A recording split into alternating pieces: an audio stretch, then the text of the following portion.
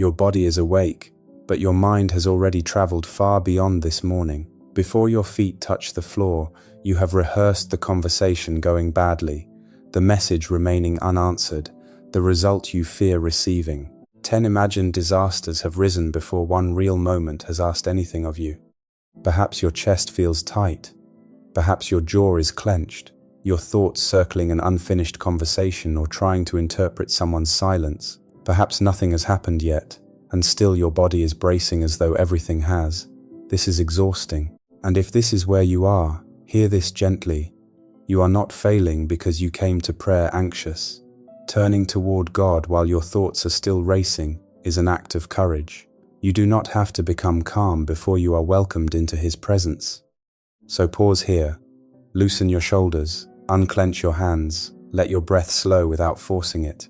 You do not need to solve the whole day in this moment. You do not need to survive an imagined day before you can enter the real one. Stay present through this prayer, even if worry returns, especially if worry returns.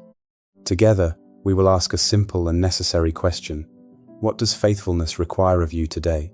And what outcomes have you been trying to govern that were never placed in your hands? We will not use surrender to avoid responsibility. We will learn to take the next honest, practical step while returning tomorrow, timing, results, and other people's choices to God. For now, remain here.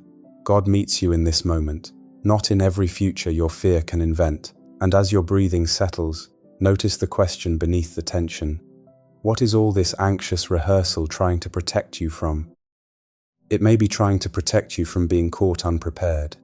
Worry makes a quiet bargain. If you can imagine every danger before it arrives, perhaps nothing will surprise you. Perhaps disappointment will hurt less. Perhaps pain can be prevented because you saw it coming. So the mind returns to those imagined disasters, not because you want to suffer, but because vigilance has begun to feel like safety. There is no accusation here. This habit may have grown from a sincere desire to care well, to avoid mistakes, to protect what matters. But control can imitate care, while consuming the very strength that care requires. Attention becomes fragmented. Emotion is spent responding to events that have not occurred. The body remains guarded. Choices become harder because every option must promise certainty before it feels safe. And the work actually available today receives what is left after hypothetical outcomes have taken their share. Surrender does not mean becoming careless. It may be faithful to make a plan, seek help, keep a promise, prepare carefully, or address what should not be ignored. Trust does not cancel practical action. It gives practical action a proper boundary. Here is one way to discern that boundary. Responsibility asks, what is the next step I can honestly take? Anxious control asks, what can guarantee that nothing painful happens afterward? Responsibility can lead to a decision, a conversation, a request, or a completed task. Control keeps returning after the step is clear, demanding an assurance no amount of rehearsal can provide. Care asks what love requires now. Control demands a guarantee about what happens next. So let the governing question become plain. What can we faithfully do today, and what must we stop trying to control? Faithful action belongs in our hands. Final outcomes do not. This distinction is not meant to shame you for reaching beyond your limits. It is an invitation to come back within them, where grace supplies strength for what is actually yours to do. And this is where Jesus' teaching will meet us. Not by excusing neglect or erasing responsibility, but by restoring responsibility to its proper time, its proper measure, and its proper place. In Matthew 6, Jesus speaks directly to the attention divided by tomorrow. He does not pretend that life contains no needs, no uncertainty, no trouble. He reminds his listeners that their Father knows what they need, and then directs them back to the day before them. Tomorrow will bring its own concerns. Today has its own calling. This is not permission to become passive. It is permission to stop treating anticipation as ownership. Jesus is not saying, ignore what matters. He is saying, do not move into a future you have not been given and attempt to carry it without the grace appointed for it. Trust is not vague optimism. Trust is present obedience, receiving today's wisdom, doing today's work, and refusing to make certainty the price of peace. So schedule the appointment, but do not try to dictate the result. Prepare the work with care, but do not appoint yourself ruler of the response.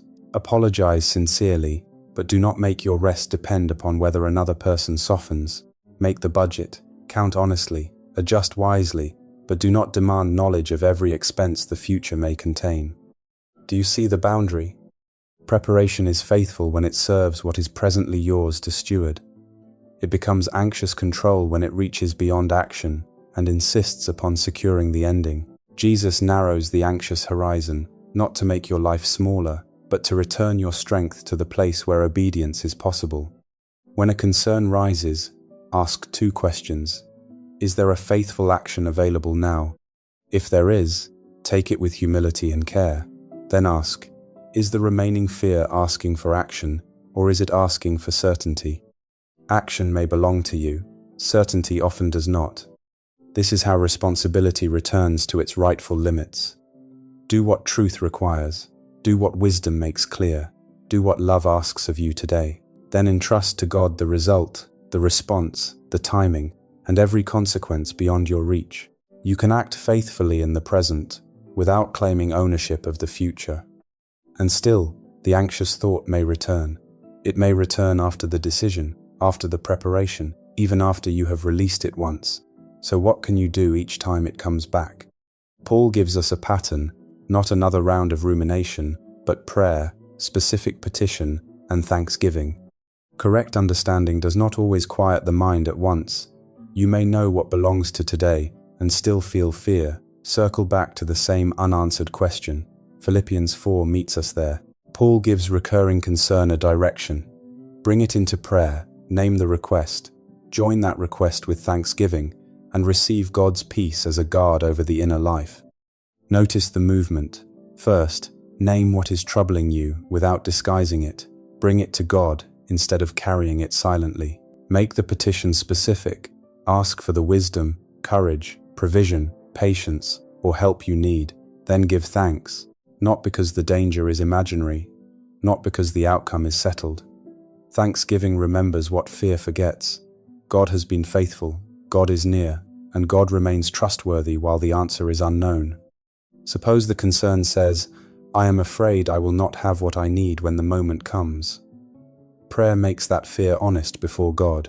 Petition says, give me wisdom for what I can prepare, courage for what I must face, and help where my strength ends. Thanksgiving says, thank you for carrying me to this morning, for this moment of prayer, and for the next step I can see. Then write down what can be prepared, begin with the first task, and release what follows. The peace Paul describes is not personal power over events. It is God's guarding presence while events remain unresolved. The circumstance may not change immediately. Your body may not settle instantly. Yet the concern no longer has to remain a closed circle. It has somewhere to go. So when worry returns, do not condemn yourself as though praying again proves that you failed. Pray again, name it again, ask again, give thanks again. We will carry this pattern into relationships, health, work, money, decisions, timing, the future, and even fears you cannot name. For now, let your breathing slow, let your hands rest open. Move from hearing this pattern to speaking it. God, I do not have to carry this concern silently. Here is what I fear. Here is the help I need. Here is the grace for which I thank you. I release the result to you. If it is safe and comfortable, let your hands remain open. Soften your face. Allow one breath to come and go without forcing it. You do not have to make this moment feel peaceful. Simply bring your whole self before God. Lord, you are holy and you are near.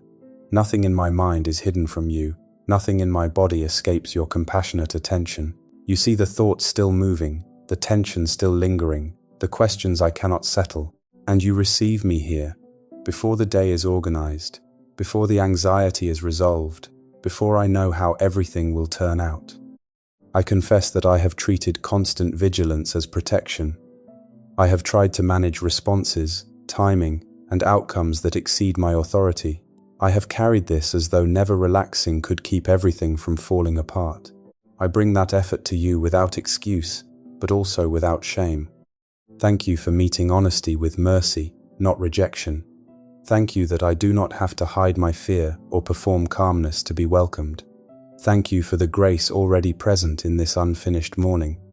Lord, show me what is mine to do, and receive what was never mine to control. Give me discernment to recognize what belongs to today's obedience. Give me courage to act when love calls me forward, and humility to stop where my authority ends. I will do what love and wisdom require, and I release the outcome to you. Let this become my answer whenever control tightens again. I will do what love and wisdom require, and I release the outcome to you. Begin now with the people I love, the relationships I cannot govern, and the choices only they can make.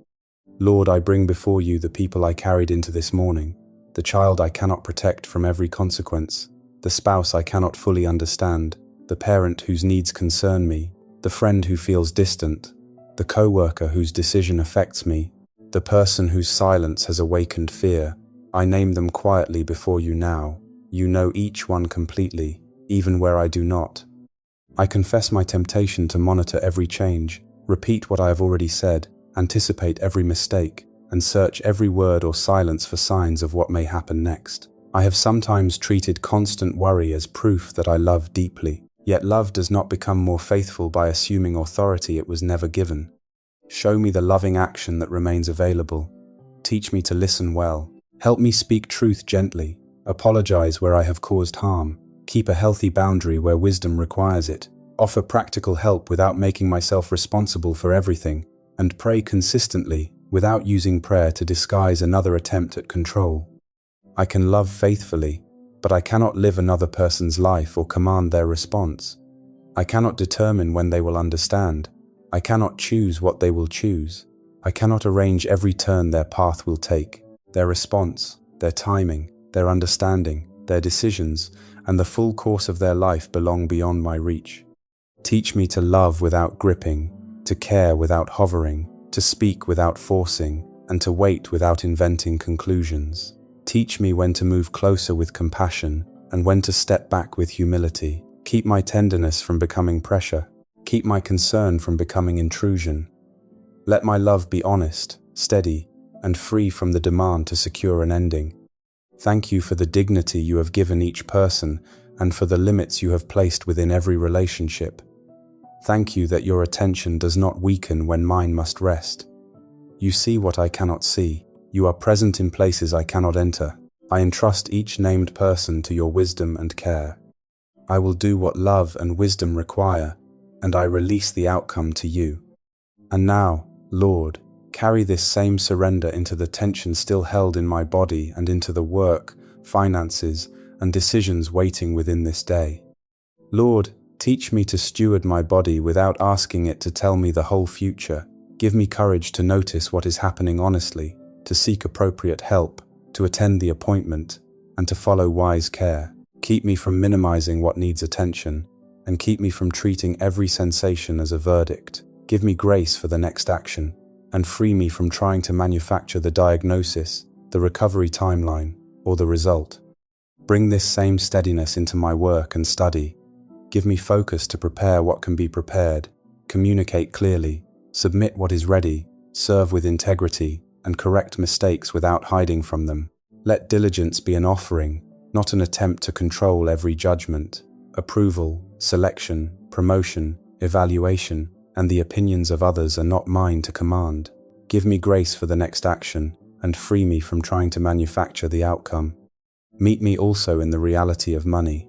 Help me review what is true, make an honest budget, pay what can be paid, reduce avoidable harm, and ask for help when help is needed. Give me discipline without panic, and humility without shame. I cannot foresee every expense or secure the entire future before this day is lived. Give me grace for the next action, and free me from trying to manufacture the outcome. And where a decision waits, grant me wisdom to gather relevant information, seek trustworthy counsel, examine my motives, and choose with integrity. Keep me teachable, keep me honest. Keep me willing to act when enough has become clear, even though perfect certainty has not arrived. Give me grace for the next action, and free me from trying to manufacture the outcome. Thank you for the help already available, for one skill I can use, for one open door I can recognize, and for enough light to take the next step. These gifts do not promise a particular result, but they remind me that I am not abandoned within responsibility. When anxiety rises again, let it become a signal to pause and pray, not a command that automatically chooses for me. Let me ask, what is known? What is available? What is faithful now? Then give me wisdom and courage for the step I can take, and keep me from claiming the result as mine to secure. Some burdens, however, offer no present action, only waiting, distance, delayed answers, and outcomes I cannot yet name. Lead me now into that deeper release. Here, Lord, I bring what cannot be moved forward by another plan, the answer that has not come, the delay I cannot shorten, the troubling events I can only watch, the uncertain season I cannot map, and the news I fear receiving. There may be nothing more to send, solve, arrange, or prepare today. Still, my mind keeps reaching for a lever. I confess the urge to call prediction preparation. I try to carry an entire future in one morning, as though imagining every possibility could make me ready for all of them. But the future does not become safe because I have rehearsed it. It becomes bearable as I entrust it to you, one present moment at a time. Give me patience within delay, courage within uncertainty, and restraint when I want to check again for what has not changed. Give me wisdom to recognize when responsible action is complete for today. Teach me that waiting can be faithful when nothing more has been placed in my hands. And now, in this quiet, I name before you the outcome I most fear. Even this possibility is not outside your presence. Even there, you would not be absent. I return the future, the timing, and my demand for guarantees to you. I release the need to know now how I would endure what has not happened. I will not require strength for a moment that has not arrived. When that moment comes, if it comes, your grace will meet me there. Thank you not for the feared event, but for your nearness here. Thank you for the help available in this moment, for breath, for prayer, for wisdom that can be given when it is needed. Thank you that I do not have to meet tomorrow before tomorrow comes. For every relationship, every bodily concern, every task, every need, every decision, every delay, every future possibility, and every fear still without a name, I will do what love and wisdom require, and I release the outcome to you. Let these emptied hands receive peace, steadiness, strength, and wisdom for the one step that belongs to this day. Lord, let your peace settle into the space surrender has opened. Steady my thoughts even while questions remain. Ease the tension in my body even before circumstances change. Give me guidance for the next decision, strength for the next duty, and quiet courage to begin without first securing the outcome. When anxiety returns, keep me from following it into another rehearsal. Let me pause, name what I fear, ask for the help I need, and give thanks for the grace already here. If worry returns 10 times, teach me to pray 10 times, not with shame, but with trust. My mind does not need to live through 10 disasters before this morning begins. I need grace for this breath, wisdom for this responsibility, and strength for this one faithful step. Peace does not make me passive. Peace makes room for obedience because I no longer require the ending before I begin. So I declare, today I will be faithful with what God has placed in my hands, and I will trust Him with what I cannot control. And Lord, gather near everyone beginning this day with anxiety, uncertainty, physical tension, delayed answers, or burdens hidden from those around them. Bring calm to the restless, endurance to those waiting, help to those facing difficult duties, and companionship to those who feel alone. Remind us that we are not carrying these concerns in isolation. We are a praying people, upheld by your presence and joined in compassion. If one burden needs to be named, let it be named quietly before you or shared in the comments where that feels wise, and let each of us pray for another person's need, offering the support we also hope to receive. Now lead us from prayer into the day. One breath, one responsibility, one faithful step. Today we will do what is ours to do and trust you with all that is not. Amen.